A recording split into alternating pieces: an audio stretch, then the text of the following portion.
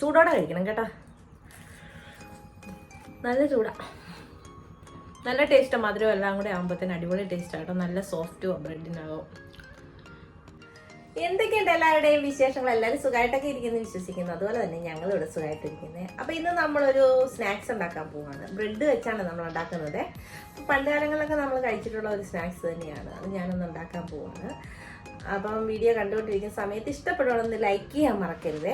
അപ്പം ബ്രെഡ് ഉണ്ടെങ്കിൽ നമുക്ക് വളരെ പെട്ടെന്ന് അത് ഉണ്ടാക്കിയെടുക്കാം. ഇപ്പം ഞാനിവിടെ ഒരു 5 കഷ്ണം ബ്രെഡ് എടുത്ത് വെച്ചിട്ടുണ്ട്. ഇത് കണ്ടോ, 5 കഷ്ണം ബ്രെഡാണ് എടുത്തിരിക്കുന്നത്. ഇനി ഇതിലേക്ക് ഒരു ബാറ്റർ നമ്മൾക്ക് റെഡിയാക്കി എടുക്കണം. അതിനുശേഷം നമുക്കിത് എണ്ണയിൽ പൊരിച്ചെടുക്കണം. അങ്ങനെയാണ് നമ്മൾ ചെയ്യാൻ പോകുന്നത്. അപ്പോൾ നമുക്കൊന്ന് ബാറ്റർ റെഡിയാക്കി എടുക്കാം. അപ്പോൾ വൈകുന്നേരം സ്കൂൾ വിട്ട് വരുന്ന പിള്ളേർക്കൊക്കെ ഉണ്ടാക്കി കൊടുക്കാൻ പറ്റുന്ന നല്ലൊരു സ്നാക്സാണ്. അപ്പോൾ അതെങ്ങനെയാണ് ഉണ്ടാക്കുന്നത് കാണാതെ. അപ്പം നമ്മളൊരു പാത്രം എടുത്ത് വെച്ചിട്ടുണ്ട്. അതിലേക്കൊരു നോക്കട്ടെ ഒന്ന് കണക്ക് 1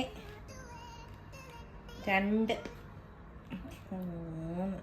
3 ടേബിൾ സ്പൂണോളം മൈദ ഇട്ട് കൊടുത്തിട്ടുണ്ട്.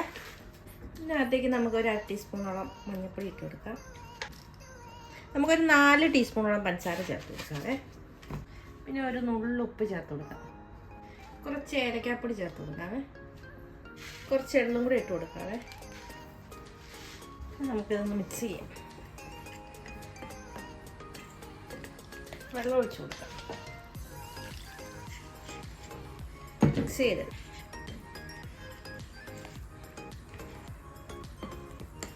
നമ്മുടെ മാവ് റെഡിയാക്കി എടുത്തിട്ടുണ്ട്.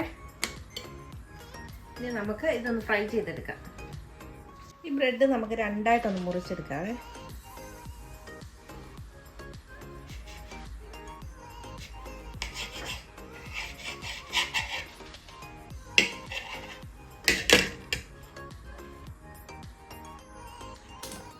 അപ്പം നമ്മളൊരു പാൻ അടുപ്പത്ത് വെച്ച് കൊടുത്തിട്ടുണ്ട് നമുക്ക് ഉണ്ടാക്കാനായിട്ട് കേട്ടോ. നമുക്ക് എണ്ണ ഒഴിച്ചു കൊടുക്കാവേ.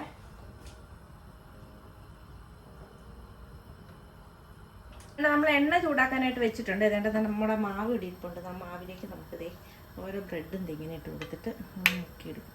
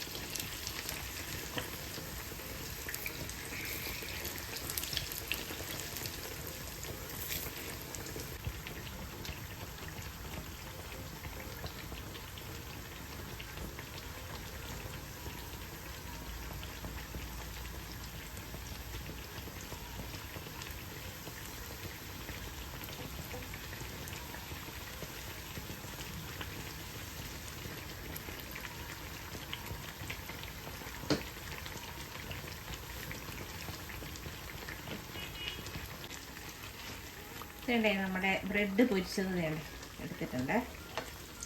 ഇത്രയും പണിയേ എടുത്തിട്ടുണ്ട് ബ്രെഡ് പൊരിച്ചത് ഉണ്ടാക്കാനായിട്ട്.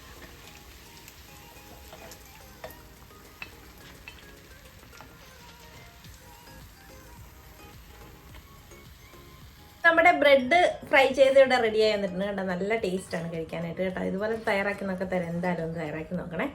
അടിപൊളി ടേസ്റ്റാണ്. ചായയോടെ കഴിക്കും. ചൂടോടെ കഴിക്കണം കേട്ടോ. നല്ല ചൂടാ, നല്ല ടേസ്റ്റ്. മധുരം എല്ലാം കൂടെ ആകുമ്പോഴത്തേന് അടിപൊളി ടേസ്റ്റ് ആട്ടോ. നല്ല സോഫ്റ്റും ബ്രെഡിനാകും. അപ്പം മുട്ടയൊന്നും ഇഷ്ടമില്ലാത്തവർക്ക് ഇങ്ങനെ ഫ്രൈ ചെയ്തെടുക്കാൻ നല്ലതാണ് കേട്ടോ.